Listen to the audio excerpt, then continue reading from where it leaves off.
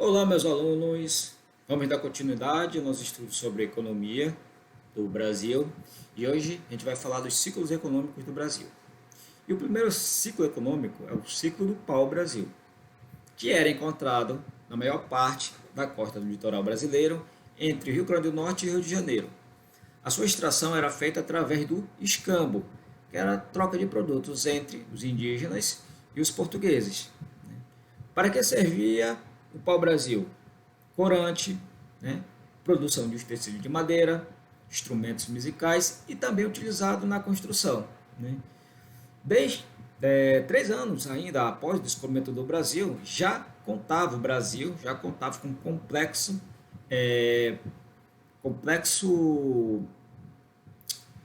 um complexo de extração da madeira. Tá? Então, primeiro o nosso ciclo é esse ciclo do pau-brasil.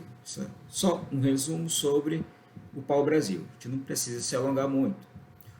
Depois, o segundo ciclo foi o ciclo da cana-de-açúcar. Tá?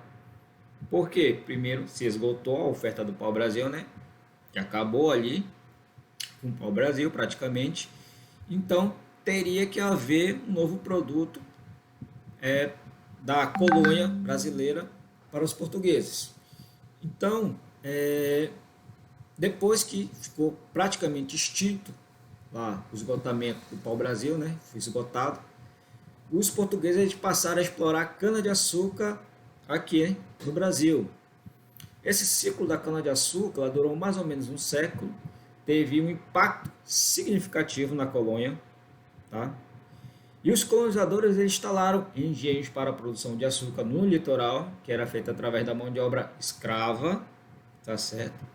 Os engenhos estavam localizados em todo o Nordeste, principalmente em Pernambuco. Então, o maior produtor de açúcar na época era Pernambuco. Tá? A produção era feita de forma escrava, né? E foi uma forma dos portugueses voltar a tirar algo da sua colônia do Brasil, já que o pau-brasil já estava esgotado.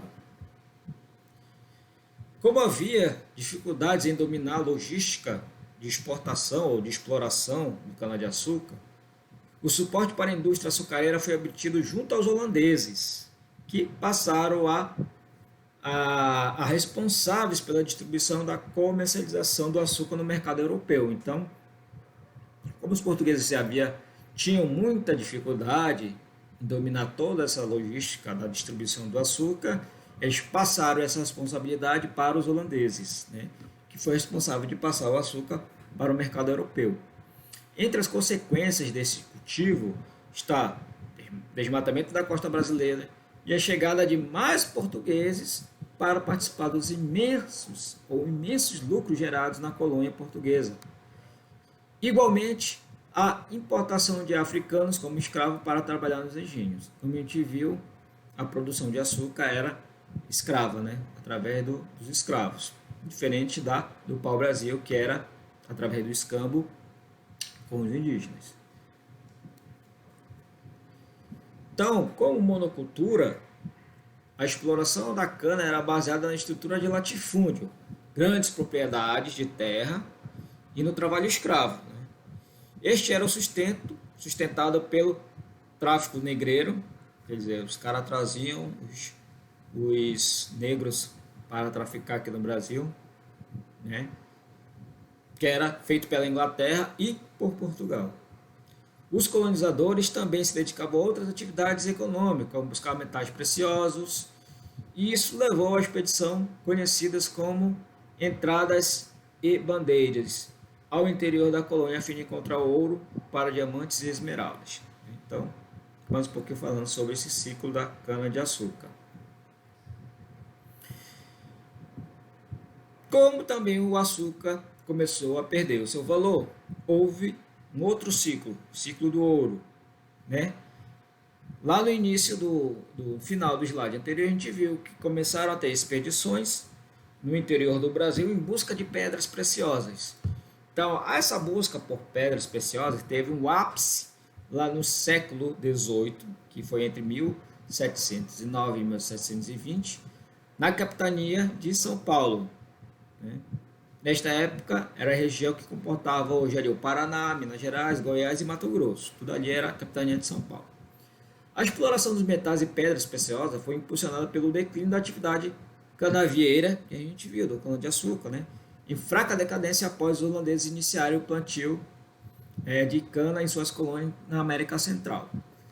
Também, como a gente viu, que quem eram os responsáveis pela logística de distribuição da cana-de-açúcar, do açúcar brasileiro, eram os holandeses. Eles deixaram de ajudar os portugueses e começaram a plantar açúcar lá na América Central.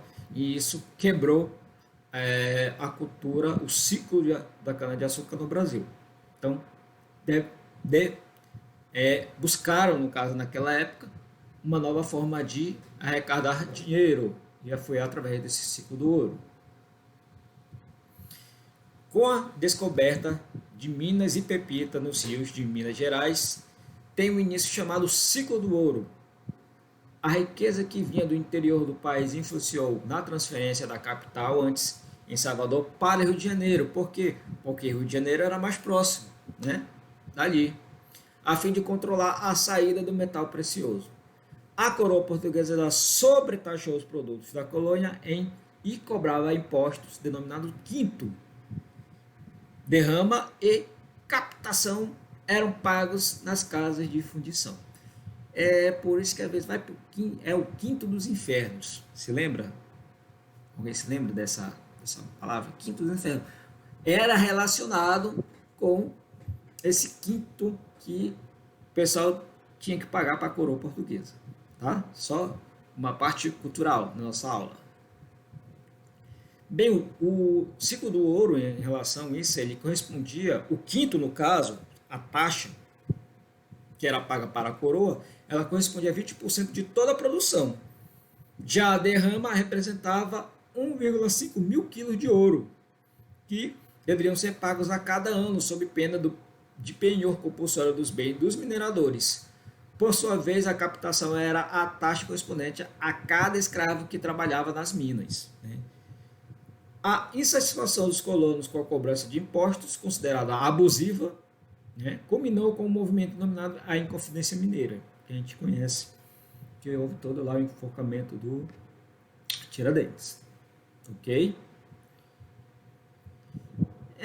Em relação ainda ao ciclo do ouro, né, a busca pelo ouro influenciou um processo de povoamento ali no interior do Brasil, né, alargando o limite do Tratado de Tordesilhas. Não vou entrar aqui em detalhes sobre esse tratado, mas foi aquele tratado que dividiu o Brasil, que seria dividido o Brasil entre Espanha e Portugal, se não me engano.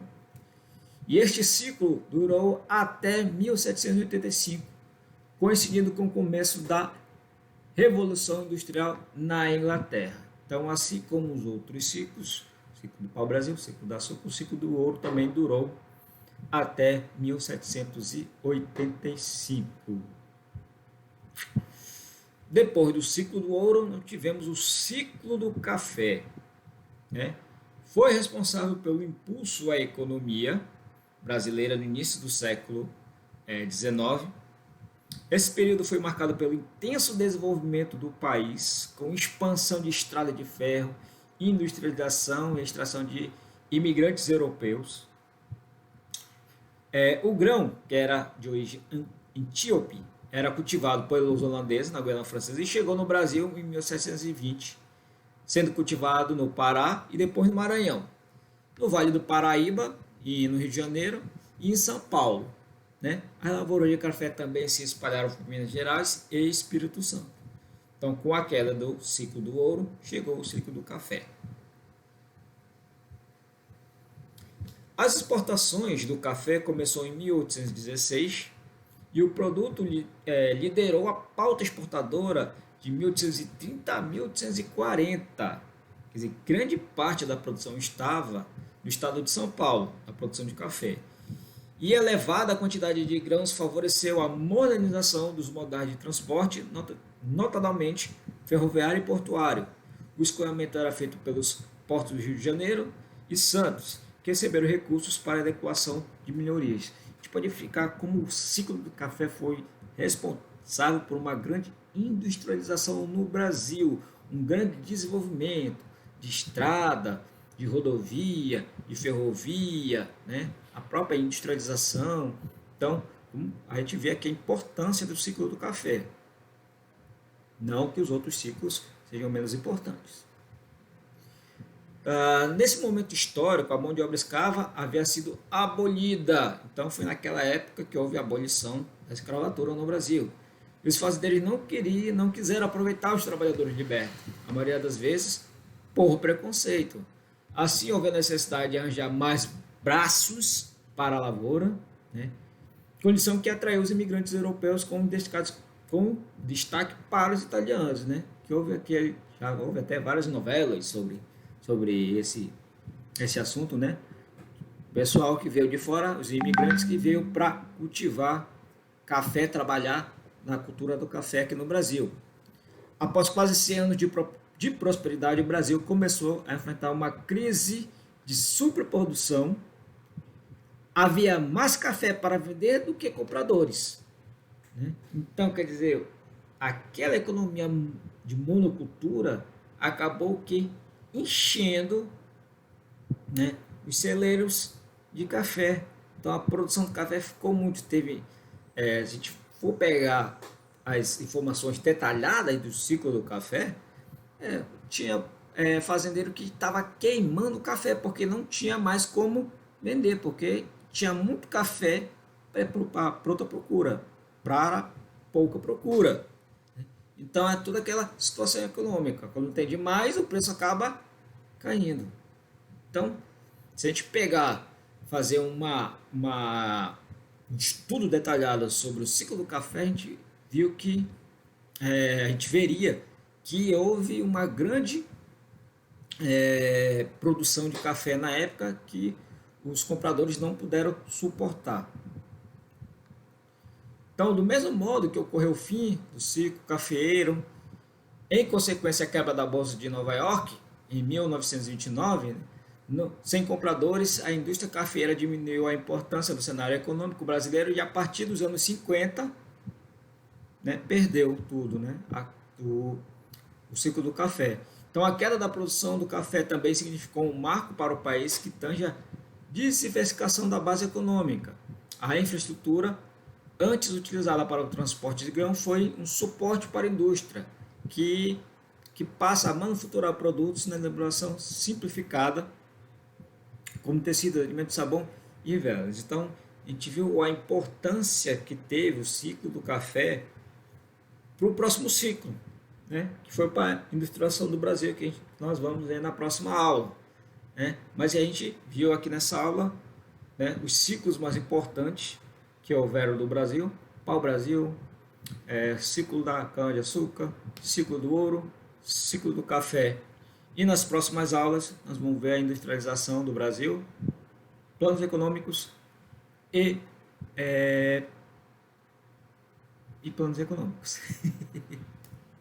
Tá certo, gente? Espero que vocês tenham gostado da aula e entendido os principais ciclos. E na próxima aula nós continuamos esse assunto que é de grande importância para o brasileiro, que é o setor econômico, tá bom? Então, espero que tenham gostado mais uma vez. Um abraço e até a próxima aula. Tchau!